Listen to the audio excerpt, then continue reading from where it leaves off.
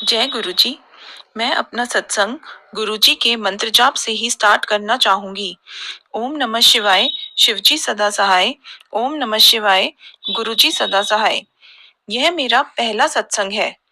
जैसे कि गुरुजी कहते हैं कि हमें अपनी जर्नी स्टार्टिंग से ही शेयर करनी चाहिए, तो मैं कहूंगी कि मुझको ये तो नहीं पता कि गुरुजी ने मुझे खुद से कब से कनेक्ट किया हुआ है, बट मैंने गुरुजी के बारे में जनवरी 2024 में जाना।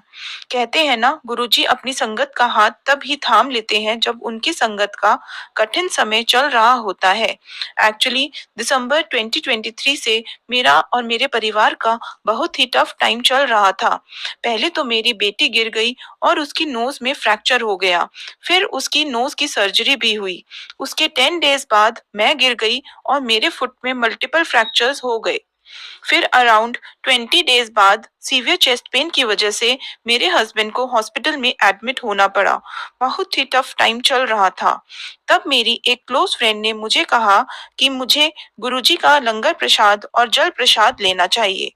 बट तब मैं गुरुजी के बारे में कुछ भी नहीं जानती थी, तो मैंने ध्यान नहीं दिया और भूल गई। I am sorry गुरुपा। बट जब गुरुपा को हमें अपने चरणों में स्थान देना होता है, तो वो कुछ भी माध्यम से हमें अपने साथ कनेक्ट कर ही लेते हैं। फिर विद इन 1-2 डेज खुद ही यूट्यूब पर मुझे गुरुजी के सत्संग फ्लैश होने लगे और मैं उनको सुनने लगी। मुझे ऐसा लगा कि ये तो मेरी लाइफ की प्रेजेंट सिचुएशन के अकॉर्डिंग ही है और मैं उनसे थोड़ा कनेक्टेड फील करने लगी। फिर मुझे एकदम रियलाइज हुआ कि ये तो वही गुरुजी है जिनके बारे में मेरी फ्रेंड ने बताया था। मैंने अपनी फ्रेंड से डिस्कस किया और उसको बताया कि मैं कैसे कनेक्टेड फील कर रही थी। मेरी उस फ्रेंड ने कहा कि अगर मुझको गुरुजी का स्वरूप चाहिए तो वह अपनी मम्मी से कहकर दिलवा देगी। तब तो मैंने कहा कि हाँ ठीक है, मुझे स्वरूप चाहिए। एक्चुअली 4-5 डेज बाद ही मेरी उस फ्रेंड की डॉटर का बर्थडे भी था, तो मैंने कहा कि मैं स्वरूप बर्थडे पर मिलूंगी जब आंटी से तो ले लूंगी।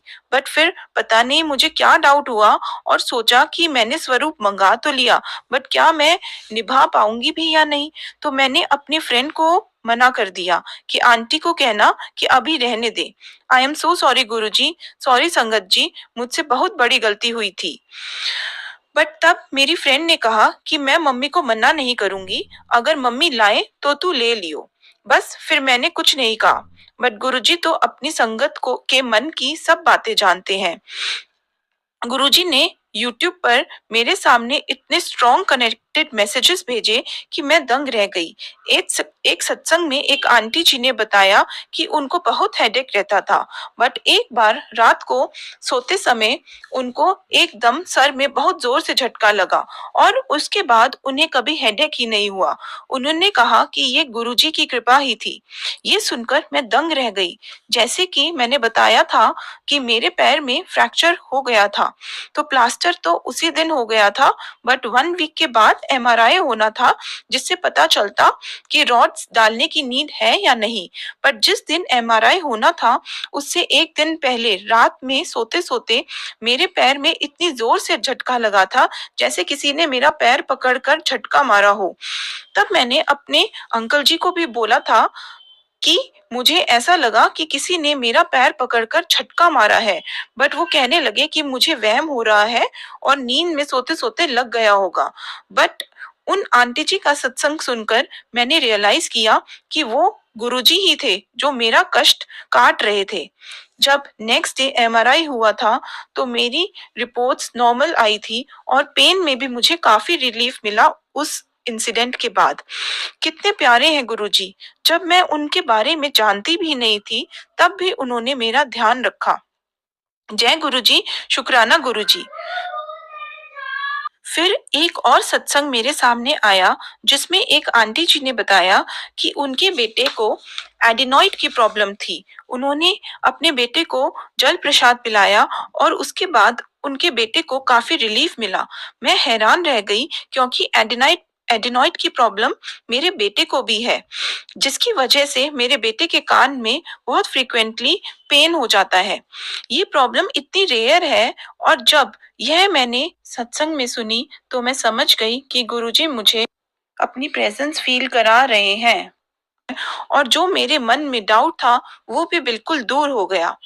मुझे पूरी तरह से विश्वास हो गया कि गुरुजी हैं और वे बहुत पहले से ही मेरे कष्ट काट रहे हैं। अब जब मैं कनेक्टेड हो गई थी तो मुझे बहुत बुरा भी लगा कि मैंने तो मना कर दिया स्वरूप के लिए। पर जब मैं आंटी से बर्थडे पर मिली तो उन्होंने मुझे गुरुजी के 2 स्वरूप दिए और मेरी खुशी का तो कोई ठिकाना ही नहीं रहा। शुक्राना गुरुजी, मुझे अपने चरणों में जगह देने के लिए। मैं बहुत लकी फील कर रही हूँ। फिर बहुत से सत्संग हुए, बट मैं एक सत्संग ज़रूर शेयर करना चाहूँगी। एक दिन मेरे हस्बैंड की गोल्ड रिंग कहीं गिर गई और घर में ढूंढने पर भी नहीं मिली। मेरे मन में आया कि यूट्यूब पर देखती हूँ गुरुजी का क्या मैसेज आया है। जो फर्स्ट मैसेज रिफ्लेक्ट हुआ उसमें था कि बहुत बड़ा संकट आया था, मैंने छोटे में ही काट दिया। मैंने बिल्कुल भी डाउट नहीं किया और सोचा कि शायद एक बहुत बड़ा संकट गुरुजी ने ऐसे छोटे में काट दिया है। फिर मैं उस सत्संग को सुनने लगी और मैं इतनी सरप्राइज हुई कि उसमें भी एक आंटी ने बताया कि उनकी गोल्ड की कोई चीज खो गई थी। तो उन्होंने गुरुजी से कहा कि गुरुजी, मुझे मेरी चीज दिला दो, मैं आपका शुक्राना सत्संग करूंगी। मुझे लगा कि गुरुजी ने इस सत्संग के माध्यम से मुझे डायरेक्शन दी है। मुझे नहीं पता कि मुझे ऐसे बोलना चाहिए था या नहीं, बट मैंने भी बोला कि गुरुजी, मेरे हस्बैंड की रिंग मिल जाए तो मैं शुक्राना सत्संग करूंगी। और आप मानेंगे नहीं, विद इन 10 मिनट्स वो रिंग हमें किचन में एक बॉक्स पर से मिली, जो किसी मैजिक से कम नहीं था। जय गुरुजी, शुक्राना गुरुजी। मुझे बहुत स्ट्रांगली लगता है कि जो भी गुरुजी के मैसेजेस हमारे सामने आते हैं वो हमारे लिए ही होते हैं। गुरुजी, बहुत शुक्राना मुझको अपनी शरण में लेने के लिए। गुरुजी से कनेक्ट होने के बाद मुझे लगता है कि मुझे एक राइट डायरेक्शन मिली है लाइफ में और मैं बहुत पॉजिटिव फील करती हूँ। मैं इस सत्संग को यहीं विराम देना चाहूंगी। जय गुरुजी, शुक्राना गुरुजी। ओम नमः शिवाय, शिवजी सदा सहाय। ओम नमः शिवाय, गुरुजी सदा सहाय। बहुत बहुत शुक्राना संगत जी ये सत्संग सुनने के लिए।